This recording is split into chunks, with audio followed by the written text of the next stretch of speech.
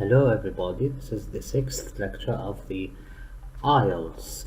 Today we are going to take another example for yes, no, not given questions. The question says, do the following statements agree with the claims of the writer in the reading passage? Write yes if the statement agrees with the claims of the writer, no if the statement contradicts the claims of the writer, not given if it's impossible to say what the writer thinks about this. The first statement is, novelists have fewer restrictions on their work than other artists. Number 2, novelists must agree to the demands of their editors. Number 3, playwrights envy the simplicity of the novelist's work. Number 4, music is a more significant element of theater than cinema. Number 5, experience in the theater improves the work of screenplay writers. Number 6, playwrights are frequently involved in revising their work. Number 7, screenplay writers usually have the final say in how a TV drama will turn out. And number 8, the last one, says TV critics often blame the wrong people for the failure of a program. Now let's come to the passage, books, films and plays. Number 1, novelists have fewer restrictions on their work than other artists. Let's come here. It talks about novelists who have fewer restrictions. Okay. The passage says, the novelist's medium is the written word. One might almost say the printed word.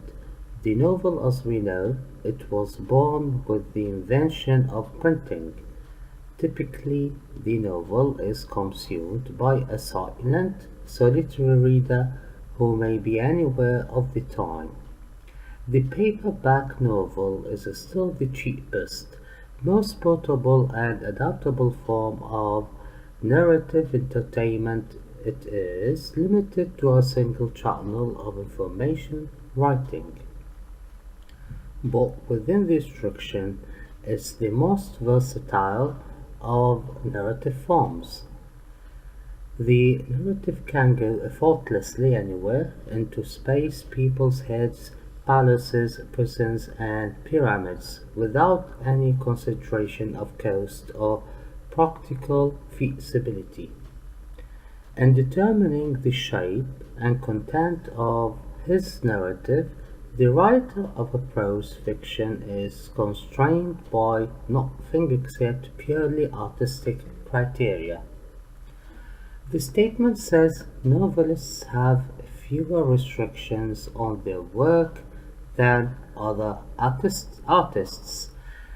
If we just skim and scan to look for this sentence, we find in 1, 2, 3, 4, 5, 6, 7, the seventh line in the middle says, but within that restriction, it's the most versatile of narrative forms. Versatile means free. It means it's free. It has less restrictions, that means. So, number 1 in this case, it will be true. Let's come to number 2.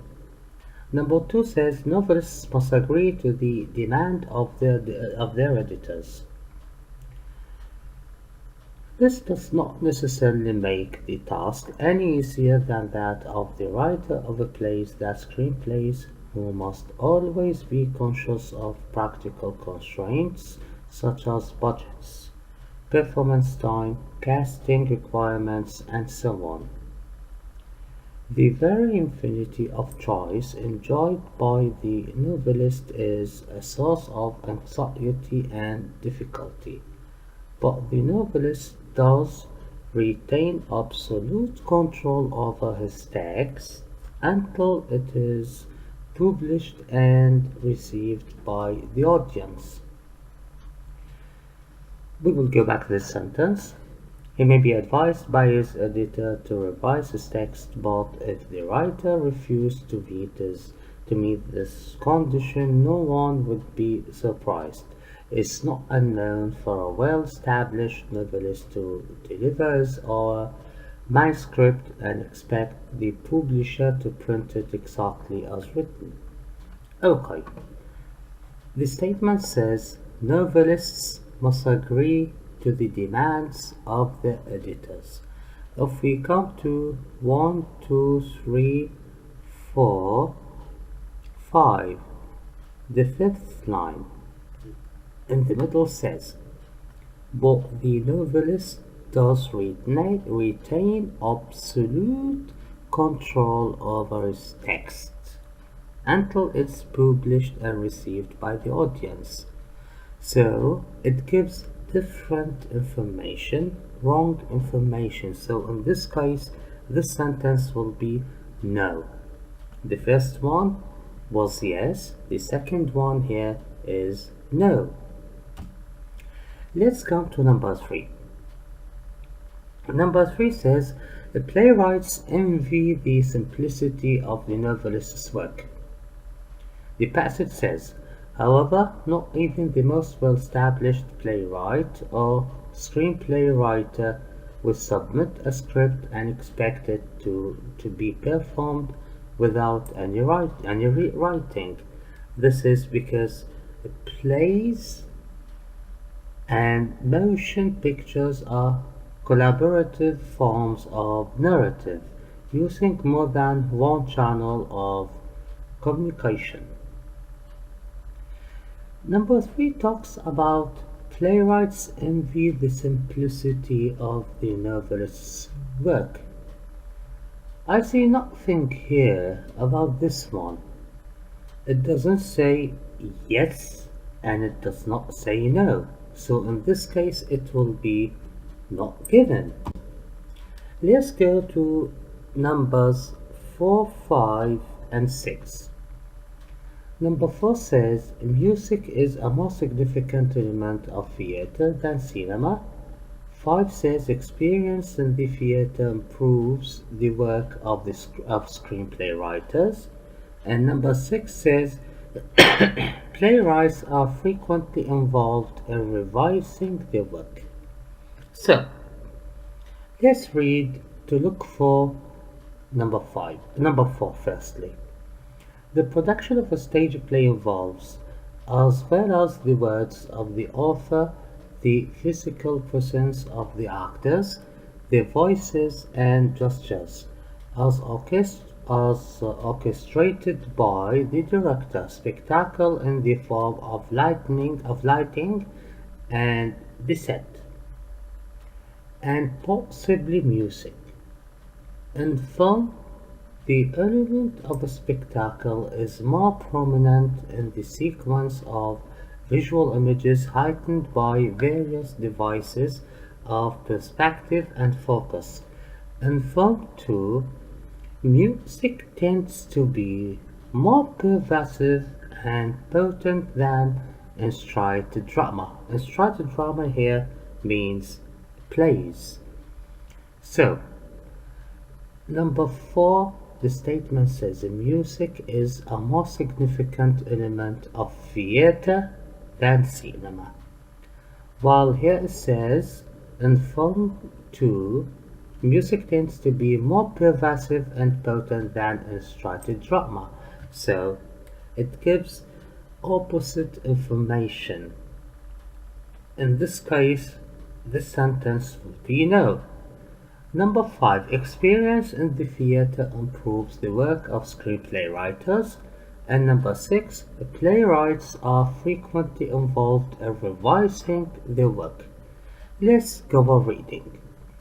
So although the script is the essential basis of both stage play and film, it's a basis for subsequent revision negotiated between the writer and the other creative people involved. In the case of the screenplay, the writer may have little or no control over the final form of his work. Contracts for the production of a play protect the rights of authors. Respect. They are given approval of the choice of director and actors and have the right to attend rehearsals. Often good deal of rewriting takes place in the rehearsal period, and sometimes there is an opportunity for more rewriting during previewing before the official opening night. Okay, number 5 says experience in the theater improves the work of screenplay writers. In the entire passage, I cannot see anything about experience in the theater. So, number 5 in this case will be not given. While number 6 says playwrights are frequently involved in revising their work. Let's reread what we have read. So, although the script is the essential basis of both stage play and film, it's a basis for subsequent revision negotiated between the writer and the other creative people involved. Okay, it talks about negotiation between the writer and the other people involved. So, in this case, playwrights are frequently involved in revising their work. Okay, let's go on. We have the last two statements, which are 7 and 8. Number 7 says, screenplay writers usually have the final say in how a TV drama will turn out. 8 says, TV critics often blame the wrong people for the failure of a program. Let's read. In film or TV work, on the other hand, the screenplay writer has no contractual right to this degree of consultation.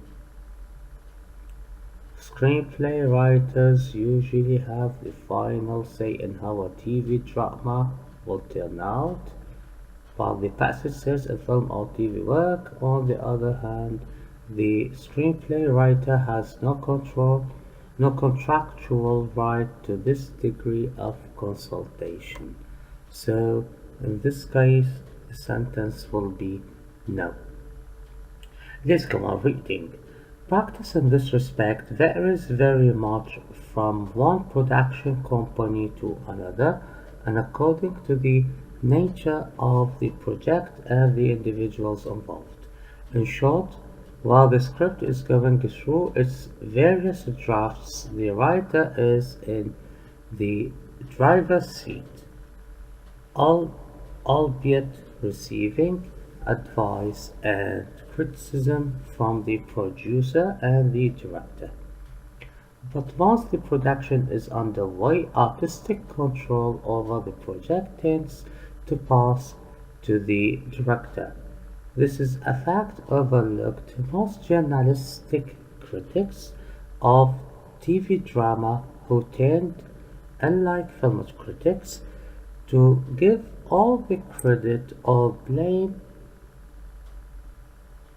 success or failure of a production to the writer and actors, ignoring the contribution for good or ill of the director. So number 8 in this case will be yes, because it says TV critics often blame the wrong people for the failure of a program. Wish that you got benefit of this episode, which is the 6th lecture of the IELTS, which was an example for true false not given. It was another example. Please, if you find this lecture was advantageous for you, press the button of subscribe to my channel, and if you have any questions, please write them in the comments, or if you have any critics, please write them in the comments too. That was Haidar ALcasseer with you. Thank you very much.